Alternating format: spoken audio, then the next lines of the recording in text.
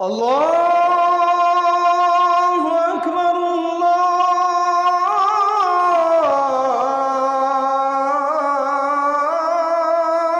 আকবার। যেই দিন সূর্য পূর্ব দিক থেকে না উঠে পশ্চিম দিক থেকে উঠবে, সেই দিন কিয়ামতের ঘটনা ঘটবে। আর যেদিন সূর্য পূর্ব দিকে না উঠে পশ্চিম দিকে উঠবে, কিয়ামতের সেই দিনটা হবে জুমার দিন।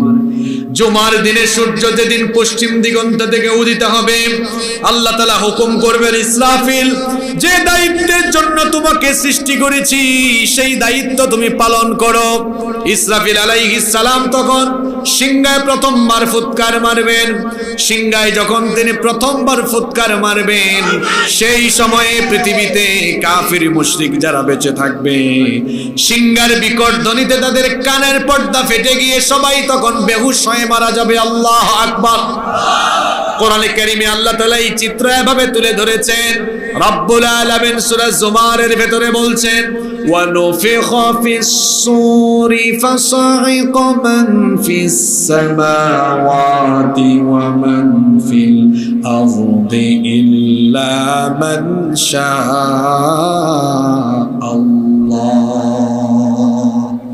আল্লাহ তাআলা বলছেন, আর সিংহায় যখন ফুৎকার দেওয়া হবে, আসমান সমূহ আর জমিনে যা কিছু আছে, আল্লাহ তাআলা যাদেরকে চাইবেন তারা ব্যতীত সবাই তখন বেহুশ হয়ে মারা যাবে। আল্লাহু আকবার। কি বিকট ধ্বনি! চিন্তা করেন, এই যে মাইক, চতুর্দিকে মাইকের সাউন্ড, এই মাইকের সাউন্ডে কিন্তু আমাদের কারো কানের পর্দা ফাটার মতো অবস্থা হবে না। কি বলেন, হবে? কিন্তু কিয়ামতের ঘটনার দিন ইসরাফিল আলাইহিস সালাম যেদিন সিংহায় একটা ফুৎকার মারবেন, এই ফুৎকারের ধ্বনি, এই ফুৎকারের আওয়াজ এত সাংঘাতিক, এত বিকট হবে যে মানুষের কানের পর্দা ফেটে গিয়ে সবাই মারা যাবে। আল্লাহু আকবার। শুধুমাত্র মানুষের কানের পর্দাই ফাটবে না, আসমান সমূহ আর জমিনের মধ্যে ভয়াবহ এক পরিস্থিতি তখন ঘটবে। এই সূরার প্রথম 3 আয়াতে প্রথম পর্বের কথা বলা হচ্ছে। ইসরাফিল আলাইহিস সালাম যখন সিংহায় প্রথমবার ফুৎকার মারবে, আমাদের মাথার উপরে যে নীল আসমান আমরা দেখি, বিশাল এই আসমান, এই আসমানের অবস্থা কেমন হবে? আল্লাহ তাআলা প্রথম আয়াতে বলছেন, ইদাস সামাউন ফাতারাত। ইসরাফিলের সিংহার ফুৎকারে যখন আসমান দীর্ণ বিদীর্ণ হয়ে যাবে, আসমান ফেটে যাবে। এই আসমান কত বিশাল! আপনার বাড়ি হেসাখাল, হেসাখালে থাকলেও উপরের দিকে তাকালে নীল আসমান দেখবেন। নাঙ্গলকোট বাজারে গেলে উপরে তাকালে নীল আসমান দেখবেন। কুমিল্লা শহরে গেলে নীল আসমান দেখবেন। ঢাকায় যান, নীল আসমান দেখবেন। এশিয়ার যে কোনো দেশে, ইউরোপে যান, আমেরিকায় যান, আফ্রিকায় যান, আপনি যেখানেই যাবেন, মাথা তুললে নীল আসমান দেখা যাবে কি যাবে না? আরো জোরে বলেন, যাবে কি যাবে না? এই যে প্যান্ডেলটাকে বানানোর জন্য এখানে কতগুলো পিলার দেওয়া হলো, তাকান তো একটু নীল আসমানের দিকে। আমাদের মাথার উপরে, শূন্যের উপরে এই বিশাল আসমান মহান রব ঝুলিয়ে রেখেছেন। কিন্তু বলেন তো, কোথাও কি কোনোদিন একটা পিলার আপনারা দেখেছেন নাকি? আরো জোরে বলেন, দেখেছেন নাকি? কোরআনে কারীমের 13 নম্বর সূরা, সূরাতুর রা'দের 2 নম্বর আয়াতে রব্বুল আলামিন বলছেন, আল্লাহুল্লাযী রাফা'আস সামাওয়াতি বিগাইরি আমাদিন তারাউনাহা সুম্মা ইসতাওয়া আলাল আরশ। তোমাদের মাথার উপরে সুবিশাল সুবিস্তৃত এই আসমানকে দৃশ্যমান কোন পিলার, কোন খুঁটি ছাড়া এটাকে যিনি স্থাপন করেছেন, গলার আওয়াজ বড় করে বলেন, তিনি কি? একটা পিলারও নাই। আবার এই আসমান আল্লাহ এমনি এমনি বানান নাই গো ভাই। এই আসমান বানানোর পেছনে একটা কারণও আছে না নাই? আপনার বাড়িতে ছাদ আছে, টিনের চাল আছে, এই ছাদ আর টিনের চাল যদি না দিতেন, তাহলে বর্ষাকালে বাড়িতে বৃষ্টি পড়তো, শীতকালে কুয়াশা পড়তো, গ্রীষ্মকালে রোদের তাপ লাগতো। গ্রীষ্ম, বর্ষা, শীত সকল কালে যেন আপনি আর আপনার পরিবারের সবাই একটা প্রোটেকশনের ভেতরে থাকেন। এজন্য প্রত্যেকেই তার বাড়ির মধ্যে হয় ছাদ দিয়েছেন, নইলে টিনের চাল দিয়েছেন। তো এই পৃথিবী বিশাল, এই পৃথিবীতে মানুষ বসবাস করে, এখানে উদ্ভিদকুল, প্রাণীকুল, পশুকুল এত কিছু আছে। এদের সেফটি, সিকিউরিটির জন্য আল্লাহ তাআলা উপরের মধ্যে আসমান স্থাপন করেছেন। The sky has been build as a rope for the protection of the আর্থ।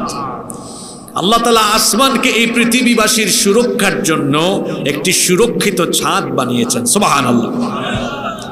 এটি আমার কথা নয়, কোরআনে কারীমের 21 নম্বর সূরা সূরাতুল আম্বিয়া এর 32 নম্বর আয়াতে আল্লাহ তাআলা বলছেন, ওয়াজআলনাস সামাআ সাকফান মাহফুযা।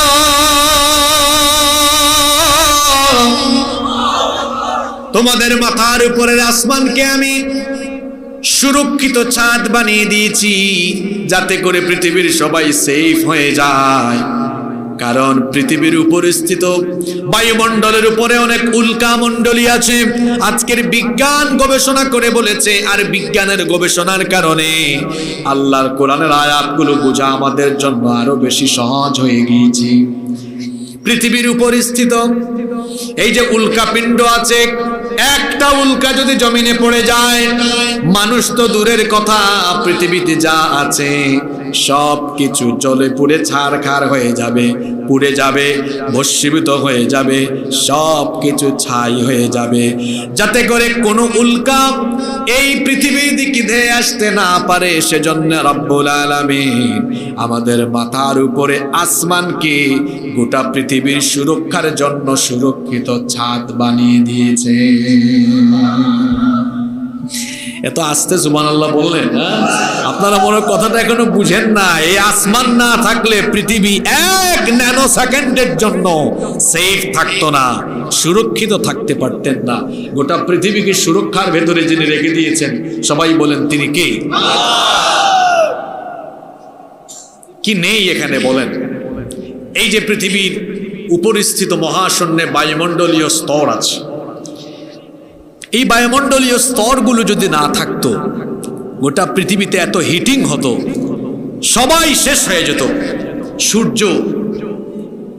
সূর্য পৃথিবীর চেয়ে পৃথিবী থেকে 15 কোটি কিলোমিটার দূরে অবস্থিত। আল্লাহু আকবার। কত কিলোমিটার বললাম?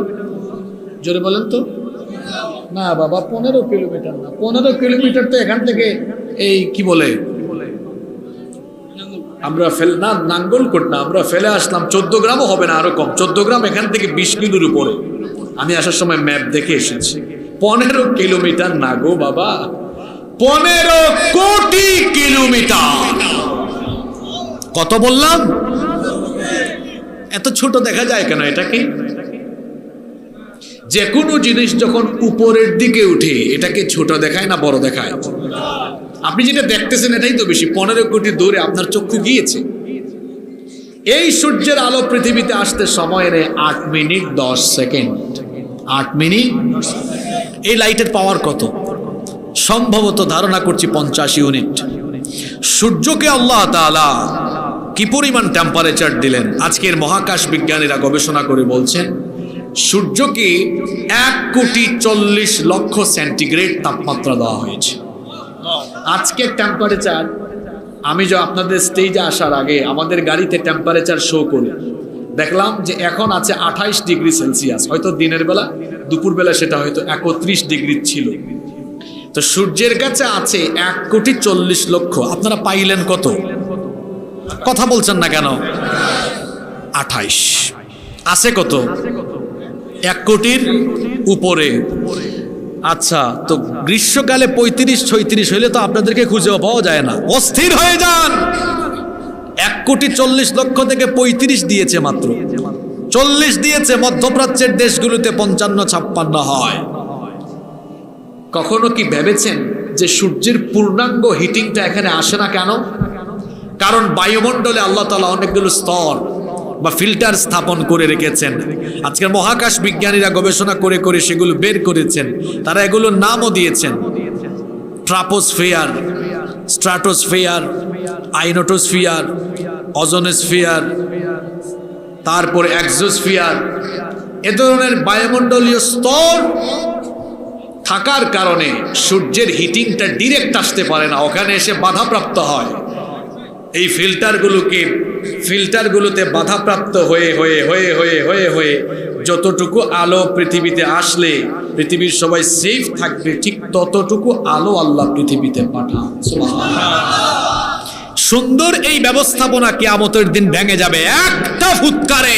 একটা ফুৎকার মারা হবে, সব লন্ডভন্ড হয়ে যাবে। আল্লাহু আকবার। ইসরাফিল যখন সিংহায় ফুৎকার মারবেন, এই আসমান কি হবে?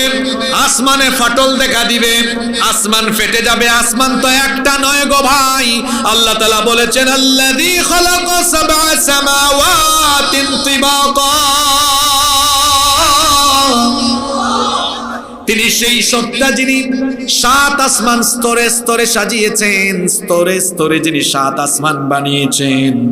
ইসরাফিলের সিংহার ফুৎকারের পরে এই 7 আসমান একটার উপর আরেকটা ভেঙে ঠাস ঠাস করে পড়তে থাকবে। আল্লাহ তাআলা কোরআনে কারীমের 21 নম্বর সূরা সূরাতুল আম্বিয়া এর 104 নম্বর আয়াতে বলেছেন ইয়াউমা নাতুইস সামাআ কাতাইয়িস সিজিল্লি লিল কুতুব, কিতাবের পৃষ্ঠাকে যেমন গুটিয়ে ফেলা হয়, বই পড়ার পরে যেমন বইয়ের পৃষ্ঠাকে গুটিয়ে ফেলা হয়, ইসরাফিলের সিংহার ফুৎকারের পরে একটার উপর আরেকটা আসমান ফেটে ফেটে পড়ে যাবে। সবগুলো আসমানকে আল্লাহ তাআলা গুটিয়ে ফেলে তার নিজের কুদরতি হাতের ভেতরে নিয়ে ফেলবেন। আল্লাহু আকবার। একটা সিংহার ফুৎকারে আসমান নাই, আসমান শেষ। এরপরে কি হবে? ওয়াইদাল কাওয়াকিবুন তাফারাত, বিশাল বিশাল তারকারাজি বিক্ষিপ্ত হয়ে খসে খসে পড়ে যাবে, তারকাগুলো ছিটকে যাবে। আল্লাহ তাআলা কোরআনে কারীমের 81 নম্বর সূরা সূরাতুত তাকওয়িরের শুরুতেই বললেন ইদাশ শামসু কুওয়িরাত ওয়া ইদান নুজুমু কাদারাত ওয়া ইদাল জিবালু সুয়িরাত। সূর্য নিষ্প্রভ হয়ে যাবে, আলোহীন হয়ে যাবে। যে সূর্য এখন আলো দেয়, কিয়ামতের দিন সূর্য চন্দ্র আলোহীন হয়ে যাবে, সূর্যের সাথে চাঁদ মিলেমিশে একাকার হয়ে ছিটকে যাবে, লন্ডভন্ড হয়ে যাবে। আল্লাহ কোরআনে কারীমে বলেছেন, আল্লাহ তাআলা কোরআনে কারীমে বলেছেন সূর্য আর চন্দ্র একাকার হয়ে যাবে। ফাইদা বারিকাল বাসারু ওয়া খাসাফাল কমারু ওয়া জুমিআশ শামসু ওয়াল কমার ইয়াকুলুল ইনসানু ইয়াওমাইদিন আইনাল মাফার। চক্ষু বিস্ফোরিত হয়ে যাবে, সূর্য আর চাঁদ মিলেমিশে একাকার হয়ে যাবে। মানুষ সেদিন বলবে আজ পালাবার জায়গা কোথায়? দিশেহারা হয়ে যাবে, হয়রান হয়ে যাবে। বিশাল বিশাল তারকাগুলো ছিটকে ছিটকে পড়ে যেতে থাকবে। সূর্য হলো পৃথিবীর চাইতে 13 লক্ষ গুণ বড়। আর যে তারকা আমরা রাতের বেলা আকাশের মধ্যে মিটি মিটি তারকা জ্বলতে দেখি, এই তারকাগুলো হলো সূর্যের চাইতে আরো বিরাট আকারের বড়। আল্লাহু আকবার। পৃথিবীর চাইতে সূর্য হলো 13 লক্ষ গুণ বড়। কত লক্ষ গুণ? মানে 13 লক্ষ পৃথিবীকে সূর্যের ভেতরে রাখা যায়। আল্লাহু আকবার। আর তারকার তুলনায় সূর্য কিছুই না। আজকের মহাকাশ বিজ্ঞানীরা তাদের সর্বশেষ লেটেস্ট যন্ত্রপাতির মাধ্যমে মহাশূন্যের যতটুকু পর্যন্ত পৌঁছাতে পেরে সর্বশেষ যে তারকা সন্ধান তারা দিয়েছেন, এর সাইজ তারা বলেছেন, অ্যাস্ট্রোনমি ম্যাগাজিন এই তথ্য প্রকাশ করেছে। মহাকাশ বিজ্ঞানীরা বলেছেন আমাদের গবেষণা অনুযায়ী, আমাদের যন্ত্রপাতি আর আমাদের ক্যাপাসিটি অনুযায়ী এই পর্যন্ত প্রথম আসমানের নিচে যে মহাশূন্য আছে, এই মহাশূন্যের সর্বশেষ যে বড় তারকার সন্ধান আমরা পেয়েছি, তারা এটার নাম দিয়েছেন ওয়াইইউ স্কুটি। এটার আয়তন তারা বলেছেন যে সূর্য পৃথিবীর চেয়ে 13 লক্ষ গুণ বড়, ওই সূর্যের চাইতে ওয়াইইউ স্কুটি তারকা হলো আরো 500 কোটি গুণ বড়। এত আসতে বলেন সুবহানাল্লাহ। মনোযোগ নাই, কোথায় নিয়ে গিয়েছে আপনি বুঝতেছেন তো? এই ধরনের মাত্র একটা তারকা আল্লাহর আসমানের নিচে মহাশূন্যে আছে। কথা বলছেন না কেন আপনারা? আপনাদেরকে প্রশ্ন করেছি, এই ধরনের কি একটা তারকা মহাশূন্যের মধ্যে আছে? কে বলেছে আপনাকে? এই ধরনের কোটি কোটি তারকা শুধু একটা গ্যালাক্সির ভেতরে আছে। এখন গ্যালাক্সির সংখ্যা কত? সর্বশেষ বিজ্ঞানের প্রাপ্ত তথ্য অনুযায়ী তারা বলেছেন, আমাদের ধারণা গবেষণা অনুযায়ী মহাশূন্যে 2 লক্ষ কোটি গ্যালাক্সি এখনো সন্ধান আমরা পেয়েছি। এটা তাদের সন্ধান, এর বাইরে আছে না নাই? অতটুকু পর্যন্ত তারা যেতে পারে। আমরা কি 7 আসমানে চলে গেলাম, না প্রথম আসমানের নিচে আছি? এখনো প্রথম আসমানের নিচে। ইসরাফিলের সিঙ্গার ফুৎকারটা কত পাওয়ারফুল! হ্যাঁ, যুবকেরা দিকে তাকান, কত পাওয়ারফুল সিঙ্গার ফুৎকার। একটা ফুৎকার মারবে 7 আসমান একটার উপর আরেকটা পড়বে, তারকাগুলো ছিটকে ছিটকে উড়ে উড়ে যেতে থাকবে। আল্লাহু আকবার! শুধু তাই নয়, ওয়া ইদাল বিহারু ফুজ্জিরাত, সাগর ফেটে যাবে। বলেছেন সাগরের মধ্যে আগুন লাগিয়ে দেওয়া হবে। হাসবেন না, এদিকে তাকান। এই সূরাগুলো আমরা যখন নিজেরা পড়ে চক্ষু দিয়ে পানি বের হয়, আপনি বুঝতেছেন কথাগুলা? এই মাইক কি আওয়াজ হয় যে আওয়াজে আপনার কান ফাটাতে পারে না? আপনি বুঝতেছেন ইসরাফিল একবার, অনলি একবার, ওয়ান টাইম একটা ফুৎকার মারবে, কানের পর্দা ফেটে সব শেষ। আসমান 7টা শেষ, তারকা শেষ, গ্যালাক্সি, মিল্কে, ব্ল্যাক হোল যা আছে সব শেষ। সাগরের অবস্থা কি হবে? আল্লাহ বলছেন সাগরের তলদেশ ফেটে যাবে। অন্য আয়াতে আল্লাহ বলেছেন সাগরে দাউ দাউ করে আগুন জ্বলবে। এখন এক আয়াতে আল্লাহ বলেছেন সাগর ফাটবে, অন্য আয়াতে আল্লাহ বলেছেন সাগরে কি জ্বলবে? কথা 2 রকম হয়ে গেল না? না, 2 রকম না। আজকের বিজ্ঞান এটা বুঝা আমাদের জন্য সহজ করে দিয়েছে। ইসরাফিল আলাইহিস সালাম যখন সিংহায় ফুৎকার মারবেন, তখন তাম দুনিয়াতে, মহাবিশ্বে একসাথে একটি প্রবল ভূমিকম্প অনুষ্ঠিত হবে। ভূমিকম্পের নামে কোরআনে একটা সূরাও আছে, সেই সূরার নাম হলো সূরাতু জিলজাল। সূরাতু জিলজাল। সেই সূরার প্রথম আয়াতে আল্লাহ বলেছেন ইদা যুলজিলাতিল আরদু জিলজালাহা,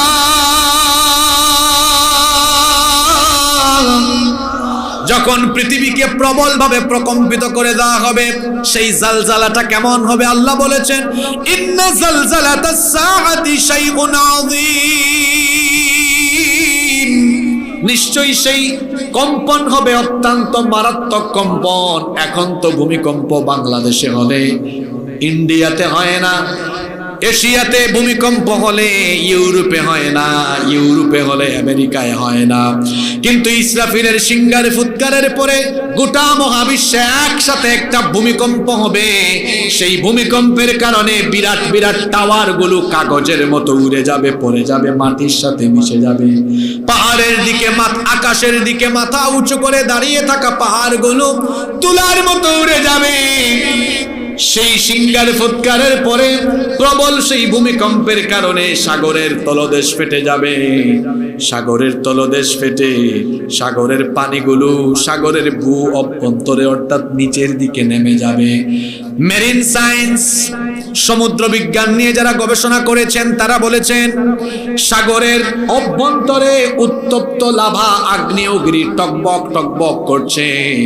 ইসরাফিলের সিঙ্গার ফুৎকারের পরে যখন সাগরের তলদেশ ফেটে গিয়ে সাগরের পানিগুলো নিচের দিকে ডাউন হয়ে যাবে, নিচের দিকে নেমে যাবে, সাগরের পানি গিয়ে ওই উত্তপ্ত আগ্নেয়গিরির সাথে মিলে যাবে। পানির মূল উপাদান হলো অক্সিজেন এবং হাইড্রোজেন। পানি সেদিন তার মূল উপাদানে যখন ফিরে যাবে, অক্সিজেনের কাজ হলো জ্বলতে সাহায্য করা, আর অক্সিজেন জ্বলতে সাহায্য করে, আর হাইড্রোজেন তো নিজে নিজেই জ্বলে। পানি যখন তার মূল উপাদানে ফিরে যাবে, সাগরের মধ্যে পানির পরিবর্তে সেদিন দাউ দাউ করে আগুন জ্বলবে। আল্লাহু আকবার! এক বিভৎস পরিস্থিতি, এটা এক সাংঘাতিক অবস্থা। এটা হলো কিয়ামতের প্রথম পর্ব। কিয়ামতের প্রথম পর্ব আল্লাহ, এরপরে বলবেন ইসরাফিল তুমি আবার তোমার দায়িত্বটা শেষ করে দাও, দ্বিতীয়বার সিংহায় ফুৎকার দাও, তোমার দায়িত্ব কমপ্লিট করো। আল্লাহ তাআলা কোরআনে কারিমে বলছেন এরপরে ইসরাফিল যখন দ্বিতীয়বার সিংহায় ফুৎকার দিবেন অবস্থা কি হবে? আল্লাহ তাআলা বললেন সুম্মা নুফিখা ফীহি উখরা ফাইদা হুম কিয়ামুন ইয়ানজুরুন। অতঃপর দ্বিতীয়বার সিংহায় ফুৎকার দেওয়া হবে, তখন মানুষগুলো কবর থেকে দণ্ডায়মান হবে, কবর উন্মোচিত হয়ে যাবে, কবরগুলো খুলে যাবে, কবরগুলোকে খুলে দেওয়া হবে। জন্য আল্লাহ সূরা ইনফিতারের পরের আয়াত 4 নম্বর আয়াতে বলেছেন ওয়া ইযাল কুবুরু বু'থিরাত, আর কবর যখন উন্মোচিত হয়ে যাবে, কবর যখন খুলে দেওয়া হবে। সূরা আদিয়াতের মধ্যে আল্লাহ বলেছেন আফালা ইয়ালামু ইযা বু'থিরা মা ফিল কুবুর, মানুষ কি ওই সময়টার কথা জানে না যখন কবরকে খুলে দেওয়া হবে, কবর উন্মোচিত করে দেওয়া হবে। ইসরাফিলের দ্বিতীয় সিংহারের ফুৎকারের পরে কবর খুলে যাবে, কবর থেকে এবার মানুষ উঠবে, কবর থেকে মানুষ উঠে উঠে ময়দানে মাহশর, হাসরের ময়দানে গিয়ে হাজির হবে। সেই দিন কি আপনারা কবর থেকে উঠবেন না? এই ছেলে এদিকে তাকাও, তুমি হাসতেছো, কি সুন্দর ড্রেস গায়ে দিয়ে এসেছো, তুমি উলঙ্গ হয়ে উঠবে একটু পরে, এদিকে তাকাও, মনোযোগ কোন দিকে যায়? মানুষ এবার কবর থেকে উঠবে, কি সুন্দর কাপড় চোপড় গায়ে দিয়ে এসেছেন, কি সুন্দর টুপি মাথায় দিয়ে এসেছেন। কি করে সেদিন আপনারা উঠবেন শোনেন, আল্লাহর নবী বলেছেন ইউহশারুন নাসু ইয়াউমাল কিয়ামাতি হুফাতান উরাতান গারলা। আল্লাহর নবী বলেছেন সেই দিন মানুষ ইসরাফিলের দ্বিতীয় সিংহার ফুৎকারের পরে কবর থেকে একেবারে উলঙ্গ হয়ে উঠবে। কি দামি দামি ব্র্যান্ডের কাপড় চোপড়, আপনার একটা কাপড় চোপড় গায়ে থাকবে না, উলঙ্গ হয়ে মানুষ উঠবে। এমনকি নগ্ন পদে, পায়ে কোনো জুতাও থাকবে না, এমনকি খতনা করাও থাকবে না, খতনাবিহীন অবস্থায় খালি পায়ে উলঙ্গ হয়ে কবর থেকে উঠে মানুষ হাসরের ময়দানের দিকে দৌড়াতে থাকবে। নবীজির প্রিয়তমা স্ত্রী আমাদের মা আম্মা জান আয়েশা রাদিয়াল্লাহু আনহা তখন বললেন ওগো আল্লাহর নবী, সবাই যদি কবর থেকে উলঙ্গ হয়ে উঠে, আমি তো আপনার বিবি, আমিও যদি উলঙ্গ হয়ে উঠি হাসরের মাঠে, আমার কি সেদিন শরম লাগবে না? আমার কি লজ্জা লাগবে না? কারণ গায়ে তো আমার কোনো কাপড় চোপড় থাকবে না। আল্লাহর নবী তখন বললেন আয়েশা গো শোনো, দিনটা এত ভয়াবহ হবে, সেদিন পায়ের তলায় মাটি থাকবে না। সূর্য মানুষের মাথার নিকটে আসার কারণে সূর্যের প্রচন্ড তাপে পায়ের তলার মাটি তামায় পরিণত হয়ে যাবে। মানুষের মাথার চামড়াটা ফেটে গিয়ে মগজগুলো উতরে উতরে উতরে উতরে গলে গলে গলে গলে বেয়ে বেয়ে পড়তে থাকবে। মানুষেরা তার ঘামের মধ্যে সাঁতার কাটতে থাকবে। এক বিভৎস পরিস্থিতি হাসরের ময়দানে লক্ষ্য করা হবে। মানুষ তার ঘামের মধ্যে সাঁতার কাটবে। সেদিন আল্লাহর আরশের ছায়া ছাড়া কোনো ছায়া নাই। আহারে কি বিভৎস অবস্থা! হাউজে কাউসারের পানি ছাড়া সেদিন কোনো পানিও নাই। পিপাসার যন্ত্রণায় কাতর হয়ে গিয়ে মানুষের জিহ্বাটা সেদিন মুখের ভেতর থেকে বের হয়ে কুকুরের মতো নাভি পর্যন্ত ঝুলতে থাকবে। আল্লাহর সামনে বান্দা দাঁড়াবে, আল্লাহর সামনে বান্দি দাঁড়াবে। গোটা জীবনের হিসাব আল্লাহ নিবেন, বিচার করবেন। এই ভয়ে প্রত্যেকটি মানুষ সেদিন যে হাসরের ময়দানে মাথা নত করে নিচের দিকে তাকাবে। আল্লাহর নবী বলেছেন উপরের দিকে মাথা তোলার সাহস কেউ করতে পারবে না। কি ডেঞ্জারাস পরিস্থিতি! যুবকেরা শোনো, কঠিন অবস্থা। হাসরের ময়দান কায়েম হয়ে যাবে, আল্লাহ বিচার করবেন। কি ফুর্তি করতেছেন এখন? হাসাহাসি, রং তামাশা। আজান হয়েছে, নামাজ নাই।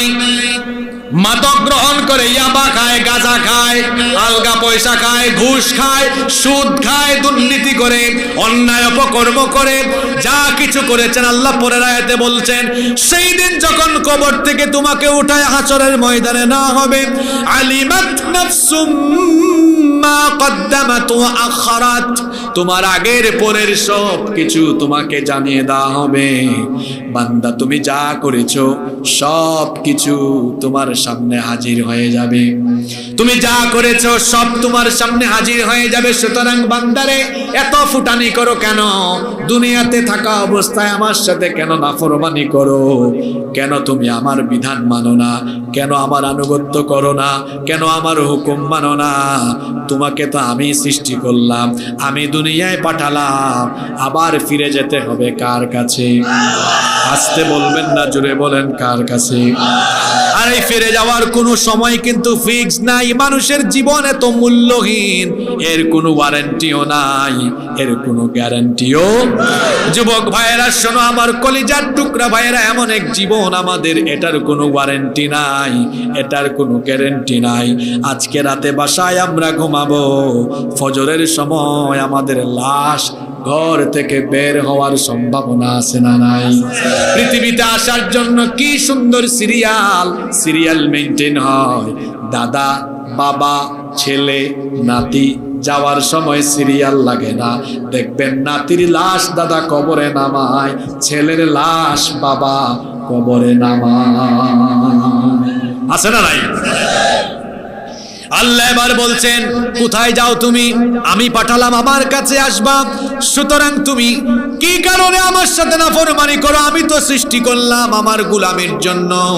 দুনিয়াতে যাওয়ার পরে কিভাবে তুমি গাফেল হয়ে গেলে? শোনেন, এবার আল্লাহ আপনাকে প্রশ্ন করছেন, ইয়া আইয়ুহাল ইনসানু মা গাররাকা বিরাব্বিকাল কারীম। আল্লাহ এবার আপনাকে জিজ্ঞেস করছেন, হে মানুষ, কোন জিনিস তোমাকে তোমার মহান রব সম্পর্কে গাফেল করে ফেললো?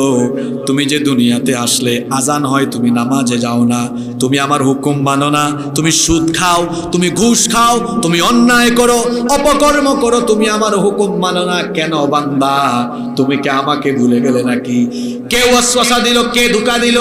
কোন জিনিস তোমাকে আমার সম্পর্কে গাফেল করে ফেললো? কেমনে বান্দা আমাকে তুমি ভুলে গেলে? কি করে আমার সাথে তুমি নাফরমানি করতে পারলে? কেমনে তুমি আমার হুকুম, আমার বিধানগুলো লঙ্ঘন করতে পারলে? তুমি কি ভুলে গেলে আমি তো তোমার সেই মহান রব?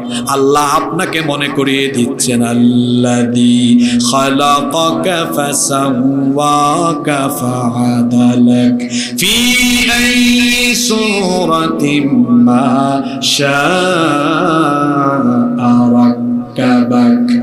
কি সুন্দর করে আল্লাহ যেন আমাদেরকে বড় দয়া আর মায়া মমতা দিয়ে বুঝাচ্ছেন কেমনে নাফরমানি করো। অথচ তিনি তোমাকে সৃষ্টি করেছেন। শুধু তোমাকে সৃষ্টিই করেন নাই, তোমাকে সুঠাম এবং সুসামঞ্জস্যপূর্ণ করেছেন, এবং যেমন সুরত দিতে চেয়েছেন ঠিক তেমন সুরত তিনি তোমাকে দিয়েছেন। বান্দা, তুমি কেমনে আমার সাথে নাফরমানি করো? তুমি তো ছিলে অস্তিত্বহীন, তুমি তো ছিলে প্রাণহীন। তোমার ওজন কত? 60 কেজি, 70 কেজি। তোমার ওজনই ছিল না, ওজনই ছিল না, কিছুই ছিল না তুমি। আল্লাহ মনে করায় দিচ্ছেন, শোনেন, কোরআনে কারীমের 76 নম্বর সূরা সূরাতুল ইনসানের প্রথম আয়াতে আল্লাহ তাআলা বলছেন, হাল আতা আলাল ইনসানি হিনুম মিনাদ দাহরি লাম ইয়াকুন শাইআম মাযকুরা। মানুষের জীবনে কি এমন সময় অতিবাহিত হয়নি যখন সে উল্লেখ করার মতো কিছুই ছিল না? তার নাম ছিল না, ঠিকানা ছিল না, বাড়িঘর ছিল না, কিছুই ছিল না। জন্মের আগে কি আমাদের নাম ছিল নাকি? ঠিকানা ছিল নাকি? কোথা থেকে কেমনে আসলেন? শোনেন, আজকে আপনার পয়দা শোনেন, পয়দা কেমনে হয়েছেন আল্লাহ মনে করিয়ে দিচ্ছেন। কোরআনে কারীমের 23 নম্বর সূরা সূরাতুল মুমিনুনের 12 নম্বর আয়াত থেকে আল্লাহ বলছেন, ওয়ালাকাদ খালাকানাল ইনসানা মিন সুলালাতিন মিন তিন সুম্মা জাআলনাহু নুতফাতান ফি قرارٍ مكين ثم خلقنا النطفة علقة فخلقنا العلقة مضغة فخلقنا المضغة عظاما فكسونا العظام لحما আল্লাহ তাআলা বলছেন অবশ্যই আমি তোমাদেরকে মাটির নির্যাস থেকে বানিয়েছি, এক ফোঁটা স্পাম, এক ফোঁটা বীর্য, এক ফোঁটা শুক্রাণু থেকে আমি আল্লাহ তোমাকে বানিয়েছি। এত ফডর ফডর করো, এত অহংকার দেখাও, এত ভাব দেখাও, কেমনে এত ভাব দেখাও? তোমাকে আমি আল্লাহ এমন এক নাপাক এক ফোঁটা পানি থেকে বানিয়েছি, যেই নাপাক পানি বের হয়ে গেলে মানুষের উপর গোসল ফরজ হয়ে যায়, সেরকম এক ফোঁটা নাপাক পানি থেকে আমি আল্লাহ তোমাকে কেমনে বানালাম? ভাব কমাও, অহংকার কমাও, ফুটানি কমাও। আল্লাহ বলেছেন সুম্মা জাআলনাহু নুতফাতান ফি করারিম মাকিন, ওই এক ফোঁটা নাপাক পানিকে তোমার মায়ের জরায়ুর ভেতরে আমি সুরক্ষিত জায়গায় রেখে দিলাম। এরপরে সেই নাপাক পানি ফোঁটাকে, এখন তো আল্ট্রাসাউন্ড বের হয়েছে, 1.5 মাসে 2 মাসে বাচ্চার পরিস্থিতি কেমন সবই দেখা যায়। 1500 বছর আগে পৃথিবীতে যখন বিজ্ঞানের জন্ম হয় নাই, সেই সময় আল্লাহ তাআলা হিউম্যান এমব্রায়োলজি ভ্রূণতত্ত্বের এই চমৎকার বৈজ্ঞানিক ব্যাখ্যা কোরআনে কারিমে জেনে দিয়েছেন। তিনি কি? সে আল্লাহ বলছেন সেই এক ফোঁটা নাপাক পানিকে আমি আল্লাহ জমাট বাঁধা রক্তে পরিণত করলাম, অতঃপর সেই জমাট বাঁধা রক্তকে গোশতপিণ্ড বানালাম, অতঃপর সেই গোশতপিণ্ডকে আমি বড় একটা হাড্ডিতে রূপান্তর করলাম, তারপরে সেই হাড্ডির উপরে গোশতের পোশাক পরিয়ে দিয়ে আমি তোমার চক্ষু দিলাম, নাক দিলাম, ঠোঁট দিলাম, কান দিলাম, হাত দিলাম, পা দিলাম, সুন্দর সুরত দিলাম।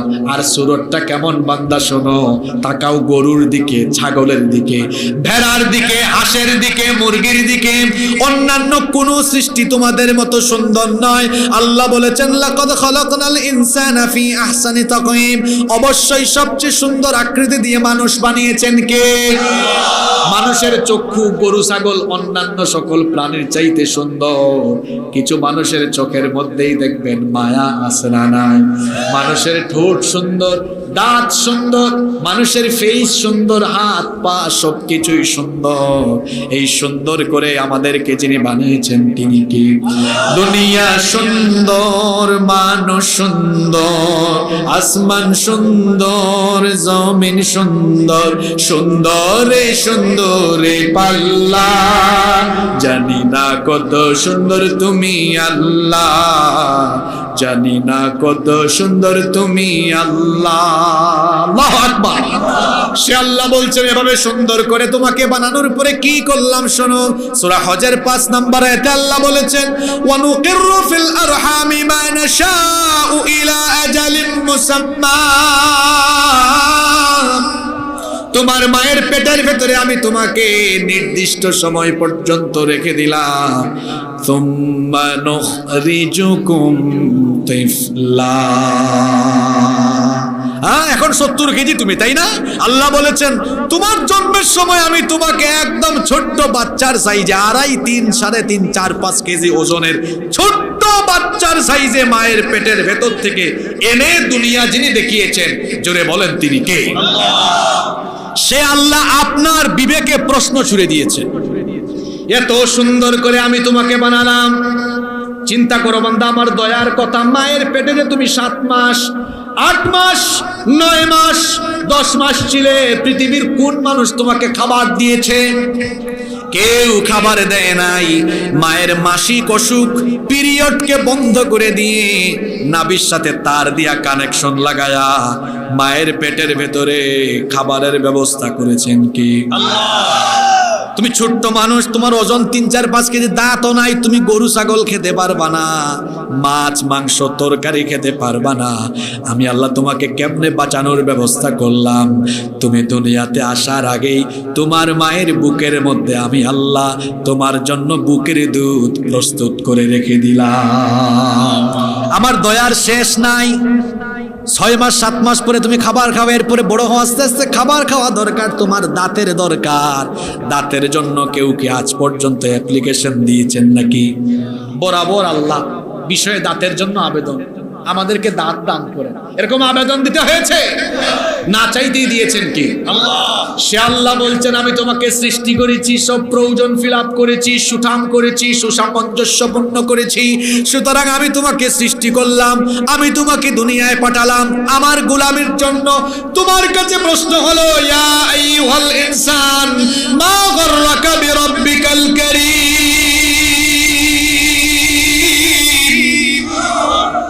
কোন জিনিস তোমাকে তোমার মহান রব সম্পর্কে গাফেল করে ফেললো? কোন জিনিস তোমাকে ধোঁকায় ফেলে রাখলো?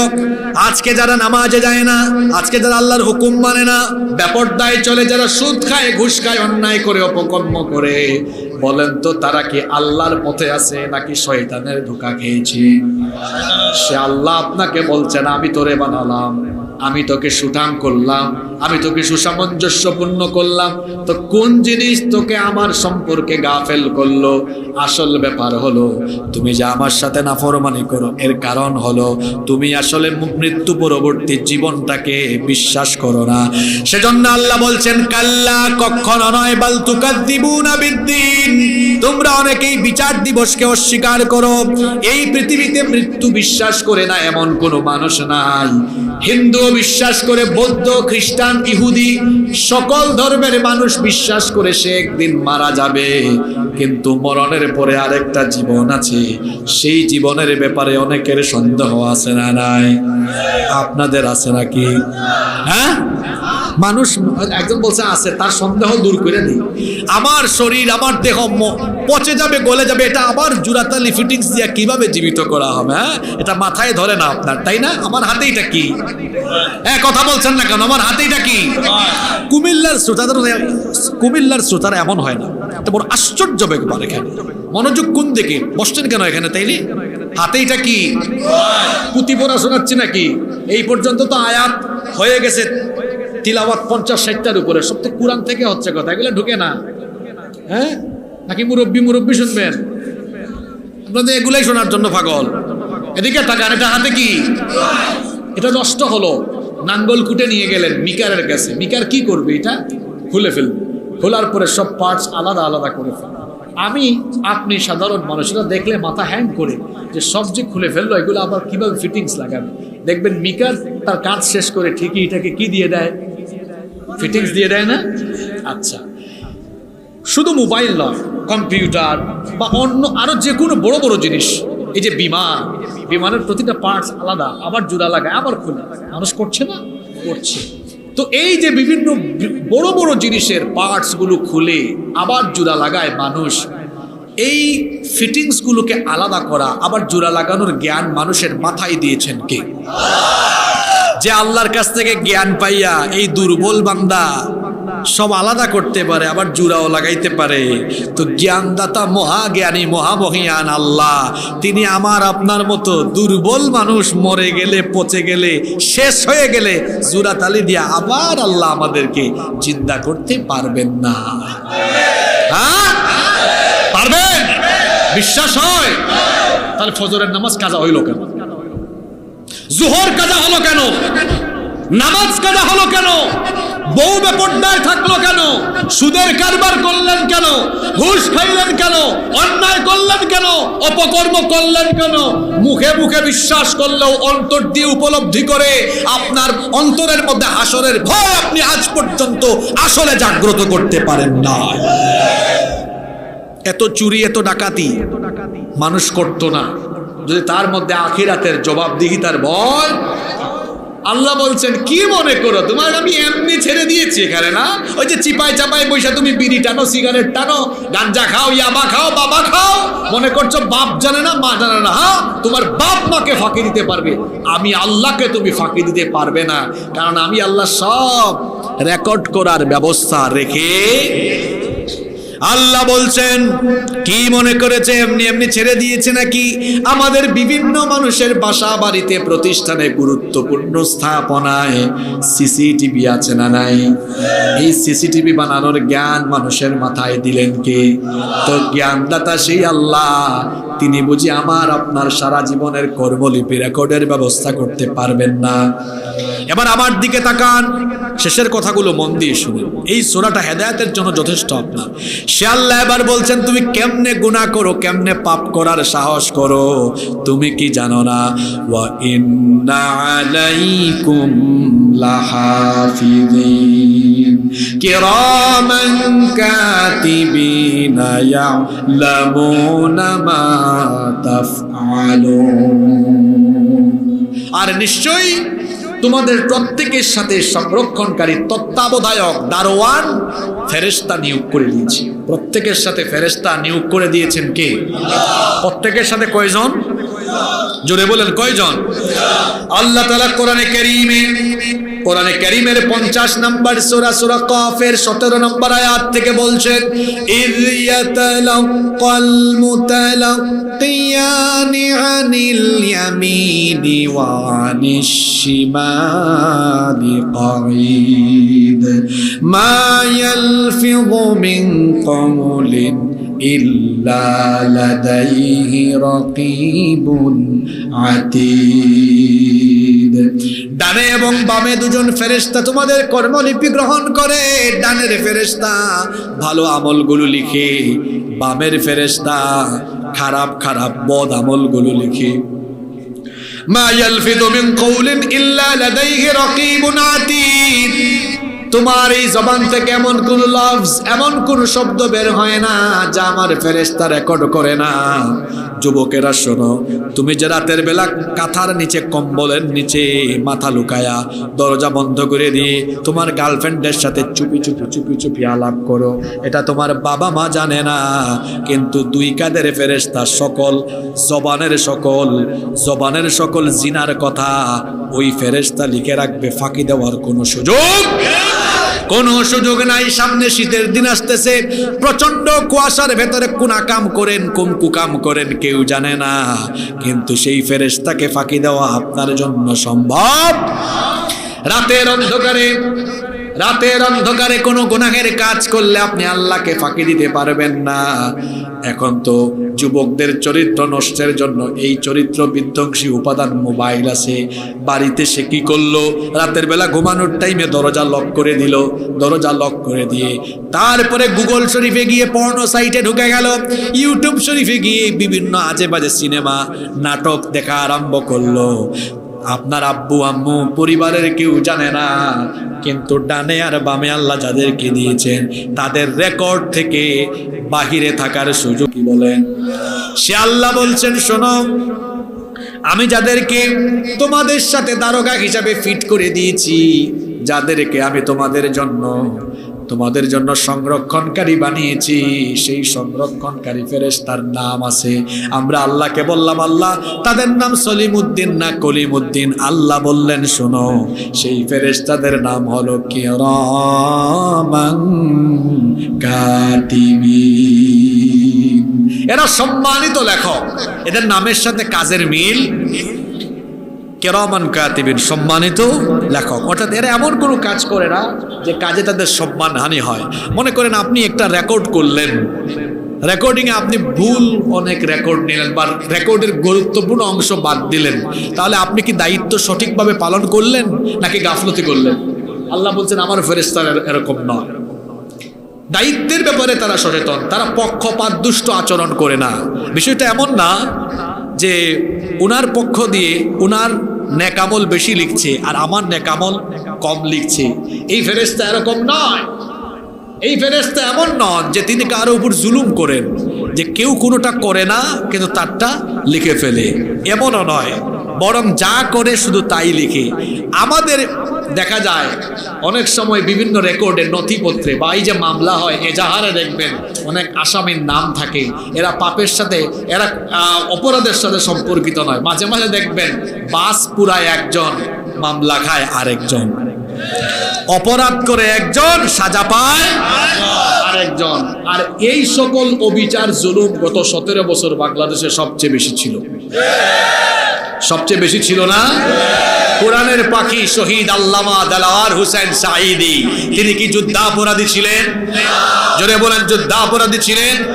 অথচ তাকে স্বৈরাচারেরা যুদ্ধাপরাধ, মানবতা বিরোধী মিথ্যা নাটক মঞ্চস্থ করে অন্যায়ভাবে তাকে ফাঁসি দিতে না পেরে তাকে কারান্তরীণ করে রাখে।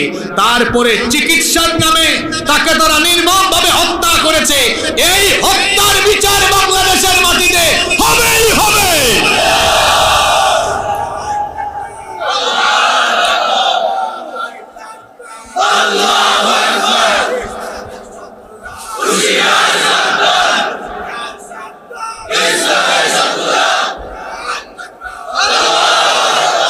সম্মানিত ভাইয়েরা, বলছিলাম সেই ফেরেশতাদের কথা। তারা আমাদের মতো কাজ কারবার করে না, যে অপরাধ করে নাই নিরপরাধ মানুষকে সাজা দেওয়া। কোনো মানুষ গুনাহ করে নাই কিন্তু তার উপর জুলুম করে ওই গুনাহ লিখে দেওয়া, এটা সেই ফেরেশতাদের কাজ নয়। কারণ এই ফেরেশতাদের পরিচয় আল্লাহ দিয়েছেন কিরামান কাতিবিন। আর এই ফেরেশতারা কেমন? ইয়ালামুনা মা তাফআলুন, তোমরা যা করো সব তারা জানে, সব তারা লিখে। কিয়ামতের দিন তাদের লেখা আমলনামা আমাদের হাতে হাতে দেওয়া হবে। মানুষ তো অবাক হয়ে যাবে, আয় আয় আয়, পাহাড়ের চিপায় চাপায় আমি একাকী আকাম কুকাম করলাম, এটা তো কেউ জানতো না। কিন্তু এটা কেমন আমলনামা, এখানে দেখি বাদ পড়ল না। সে তখন বলবে, মালি হাদাল কিতাব লা ইউগাদিরু সগীরাতান ওয়ালা কাবীরাতান ইল্লা আহসাহা। এখানে তো দেখি জীবনের বড় ছোট কোনো কিছু বাদ নাই, সবই আছে। আমি যে দরজা বন্ধ করে দিয়ে ফিস ফিস ফিস ফিস করে কত গোপন ষড়যন্ত্র করেছি, চক্রান্ত করেছি, এটা দুনিয়ার কেউ জানতো না। কিন্তু এই আমলনামায় কেমনে আসলো? আল্লাহ তাআলা বলছেন এই ফেরেশতারা হলো এমন, তুমি যা করো সব তারা রেকর্ড করে। ওয়াজাদু মা আমিলু হাদিরাত, তোমরা যা করেছো সব সেদিন আমলনামায় দেখবে। ওয়ালা ইয়াযলিমু রাব্বুকা আহাদা, তোমাদের রব সেদিন কারো উপরে জুলুম করবেন না। হাসরের ময়দানে বিচার আরম্ভ হয়ে যাবে। সেই দিন কিন্তু কেউ বংশের গৌরব দিয়ে, টাকা পয়সা দিয়ে, কোনো কিছু দিয়ে বাঁচতে পারবে না।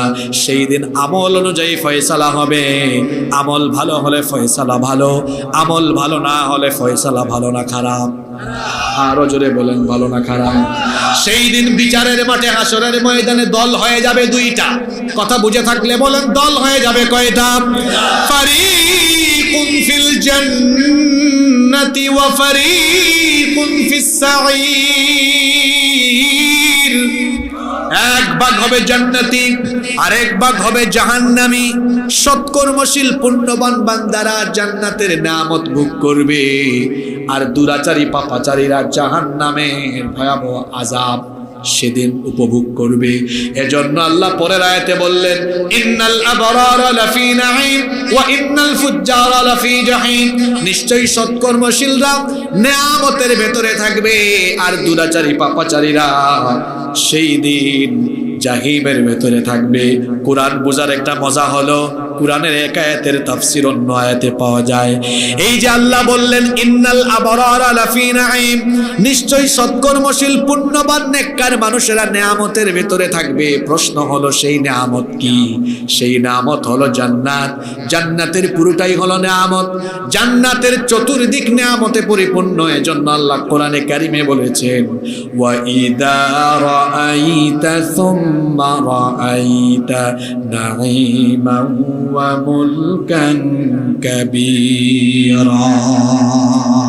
বান্দা তুমি জান্নাতের যেদিকে তাকাবে, অতঃপর তাকাবে, আবার দেখবে, আবার তাকাবে, তুমি শুধু নিয়ামত আর নিয়ামত দেখতে পাবে। সুবহানাল্লাহ, কত নিয়ামত জান্নাতের মধ্যে, কত নিয়ামত। এখানে খাবার দাবারের অভাব নাই, সুখ শান্তির অভাব নাই, বিনোদনের অভাব নাই। জান্নাতীদেরকে জান্নাতে যখন ঢোকানো হবে, এরা জান্নাতে যাওয়ার আগে জান্নাত থেকে 40 বছরের দূরত্বে থাকতেই জান্নাতের সুঘ্রাণ তাদের নাকে এসে লাগতে থাকবে। জান্নাতীদেরকে জান্নাতে ফেরেশতারা লাল গালিচা সম্বর্ধনা দিয়ে দিয়ে সালাম দিয়ে দিয়ে ঢুকাবে। সালামুন আলাইকুম তিবতুম ফাদখুলুহা খালিদিন। জান্নাতীরা জান্নাতে ঢুকবে, নেয়ামত আর নেয়ামত। জান্নাতীদেরকে প্রথমে আল্লাহ মাছের কলিজা ভুনা করে তাদের সামনে পরিবেশন করাবেন। জান্নাতীদের প্রথম খাবার হবে মাছের কলিজা ভুনা। দেখেন অনেকের জিহ্বায় পানি চলে এসেছে।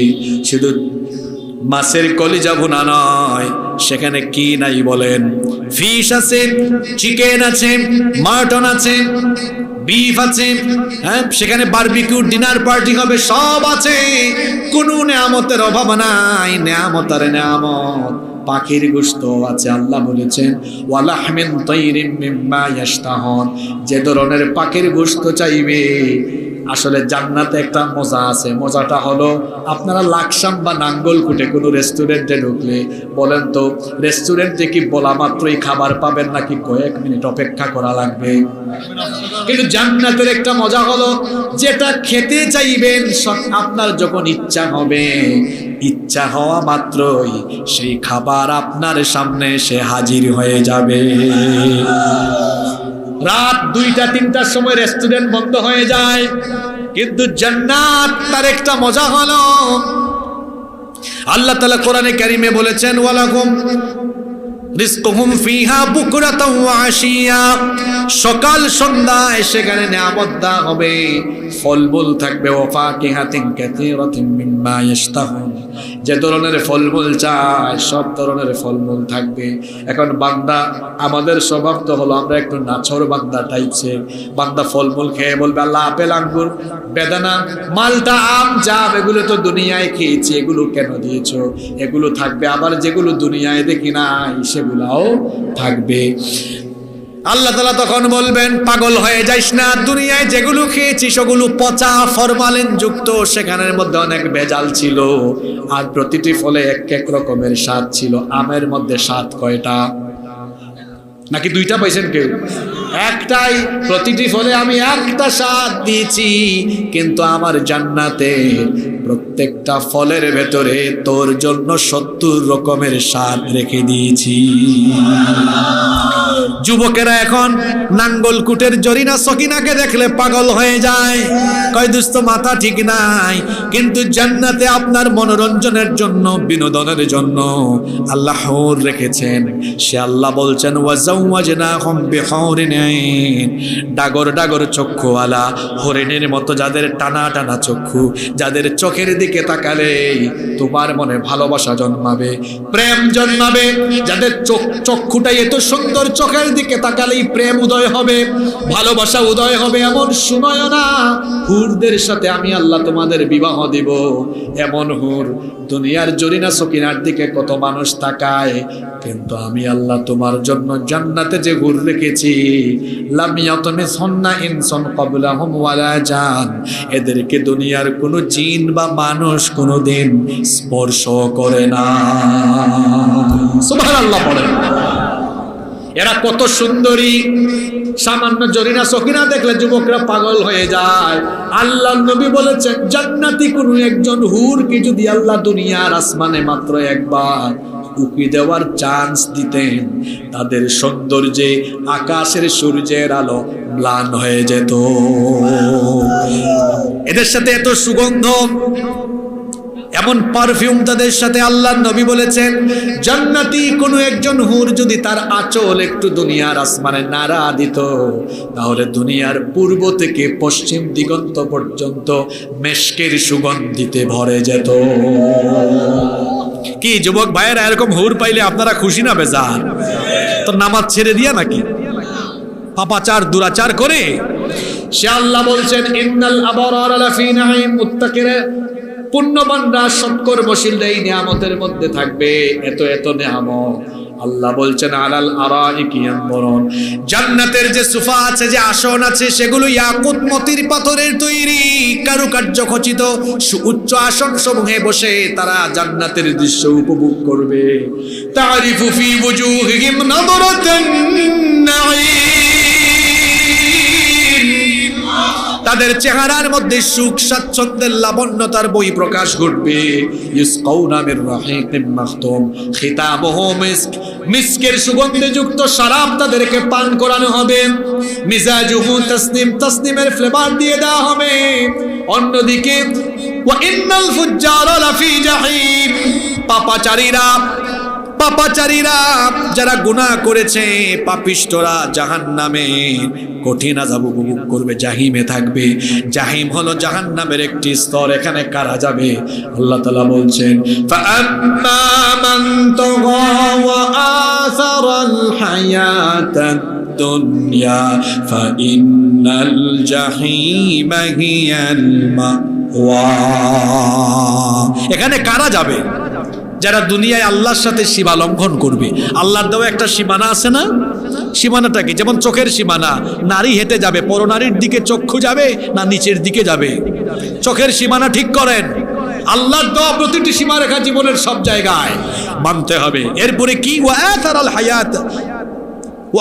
হায়াতাদ দুনিয়া, আর যারা আখিরাত বাদ দিয়ে দুনিয়াকে বড় মনে করবে, দুনিয়াকে প্রায়োরিটি দিবে, এদের জন্য জাহিম। আমরা কি দুনিয়াকে প্রায়োরিটি দিব না আখিরাতকে? আল্লাহ বলছেন বাল তুসিরুনাল হায়াতাদ দুনিয়া ওয়াল আখিরাতু খায়রুন ওয়া আবকা, তোমরা দুনিয়াকে প্রাধান্য দাও অথচ দুনিয়ার চাইতে আখিরাত হলো উত্তম। সে আল্লাহ বলছেন কিয়ামতের দিন সৎকর্মশীলরা জান্নাতে আর পাপাচারীরা জাহান্নামে যাবে। ইয়াসলাউনাহা ইয়াউমাদ্দিন, বিচার দিবসে সেখানে তাদেরকে ঢুকানো হবে, প্রবেশ করানো হবে। ওয়া মা হুম আনহা বিগাইবিন, সেখান থেকে তারা কেউ বের হতে পারবে না। আর যেদিন এই কাজ হবে, যেদিনে সবকিছু ঘটবে, সেটা হলো বিচারের দিন। ওয়া মা আদরাকা মা ইয়াউমুদ্দিন, তোমরা কি জানো বিচার দিবস কি? সুম্মা মা আদরাকা মা ইয়াউমুদ্দিন। যেহেতু প্রশ্নটি গুরুত্বপূর্ণ, সেজন্য আল্লাহ দুইবার প্রশ্ন করেছেন, তোমরা কি জানো বিচার দিবস কি? অতঃপর তোমরা কি জানো বিচার দিবস কি? আল্লাহ নিজেই প্রশ্ন করে নিজেই জবাব দিচ্ছেন।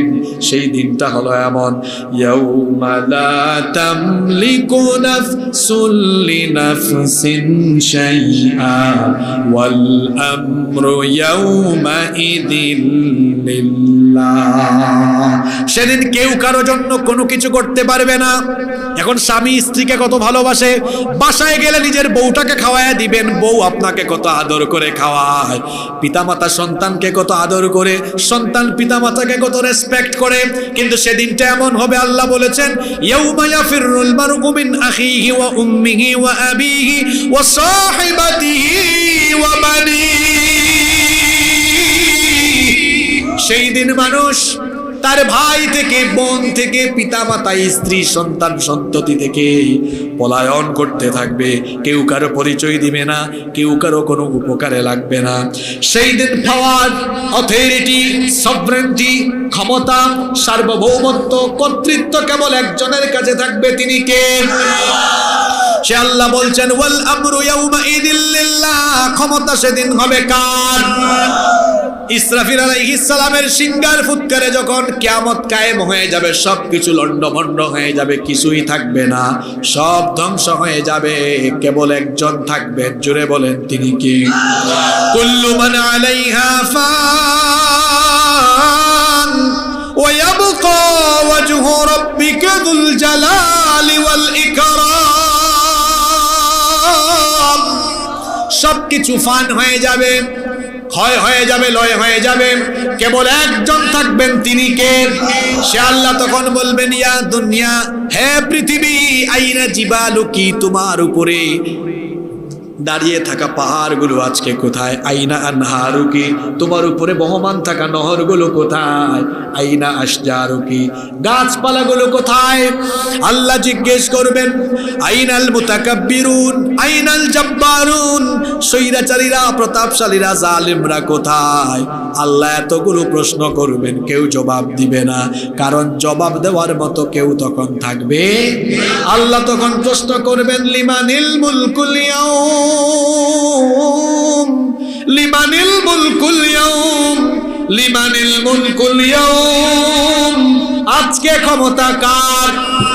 আপনারা জবাব দিয়েছেন, কিন্তু জবাব দেওয়ার মতো তো সেদিন আপনারাও থাকবেন না, আমিও থাকবো না।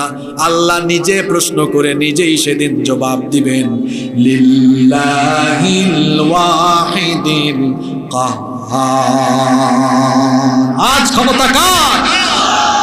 আল মুলকু ইয়াউমাইদিনিল হাক্কু লিররহমান ওয়া কানা ইয়াওমান আলাল কাফিরিনা আসীরা, আজকে ক্ষমতা হলো রহমানের, সেই দিনটা হবে কাফিরদের জন্য বড় কঠিন, আর মুমিনদের জন্য হবে সুদিন। আমলনামা যারা ডান হাতে পাবে, ডানপন্থীদেরকে আল্লাহ বলবেন আয় আয় আমার জান্নাতে চলে যা। আল্লাহ তুমি আমাদেরকে তাদের কাতারে শামিল করে দিও। আর যারা জাহান্নামী, বাম হাতে আমলনামা পাবে, খবর হয়ে যাবে একদম, বিচার শুরু হবে, জাহান্নামের আযাব ভোগ করবে। এই যে সূরা ইনফিতারের 19টা আয়াতের তাফসীর আমরা শুনলাম, এই সূরা থেকে আমরা কি জানলাম? এই দুনিয়াতে আমরা যত ফডর ফডর করছি, এই ফডর ফডর করে কোনো লাভ নাই। আমি তো আগেই বলেছি দুনিয়াটা মূল্যহীন, আমাদের জীবন হলো এমন তুচ্ছ, এর কোনো ওয়ারেন্টিও নাই, এর কোনো গ্যারান্টিও। এই জীবনের পরে আরেক জীবন আছে, সেই জীবনের জন্য প্রস্তুতি নেওয়া লাগবে। আখিরাতে আল্লাহর সামনে দাঁড়াতে হবে, বিচারের সম্মুখীন হওয়া লাগবে। এই ভয় আমরা 24 ঘন্টা অন্তরে রাখার দরকার আছে না নাই? তো এই ভয় যদি থাকে, নামাজ ছাড়তে পারবেন? আজ থেকে 5 ওয়াক্ত নামাজ জামাতে আদায় করুন, পিতা মাতার খেদমত করুন, মানুষের হক মেরে খাওয়া বন্ধ করুন, সুদ খাওয়া, ঘুষ খাওয়া বন্ধ করুন, স্ত্রীর হক নষ্ট করা বন্ধ করুন, পিতামাতার খেদমত করুন, আত্মীয় স্বজনের হক আদায় করুন। সর্বোপরি সকল পাপাচার, অন্যায়, অনাচার থেকে নিজেকে যদি আমরা সেফ রাখতে পারি, এই সূরার শেষে যে আল্লাহ বলেছেন সৎকর্মশীলরা জান্নাতের নিয়ামতে থাকবে, আমরাও সেই কাতারে থাকতে পারবো ইনশাআল্লাহ। যুবকেরা সিদ্ধান্ত নিতে হবে, আজান হলে সবার আগে মসজিদে এসে মসজিদের সামনের কাতারগুলো আমরা দখল করে নিব। পারবেন না ইনশাআল্লাহ? মুরব্বী বাবারা কি রাগ করলেন? তা আমরা কি পিছনে দাঁড়াবো নাকি? পিছনে দাঁড়ানোতে তো এখানে একটা মজা আছে। আপনার সামনের কাতারে আপনার ছেলে, আপনার ভাতিজা দাঁড়িয়েছে, আপনার নাতি দাঁড়িয়েছে, এই দৃশ্য দেখলে আপনাদের ভালো লাগবে না খারাপ লাগবে? তার মানে নিজের চোখে দেখে গেলেন আপনার পরবর্তী প্রজন্ম মসজিদগামী, পরবর্তী প্রজন্ম নামাজি হয়ে গিয়েছে। সুবহানাল্লাহ। আসুন আখিরাতের ভয়, আল্লাহর কাছে জবাবদিহিতার অনুভূতি আমরা অন্তরে লালন করে আমরা আমাদের জীবনটাকে আখিরাতমুখী করে গড়ে তুলি। আল্লাহ আমাদের সকলকে সেই তৌফিক দান করুন।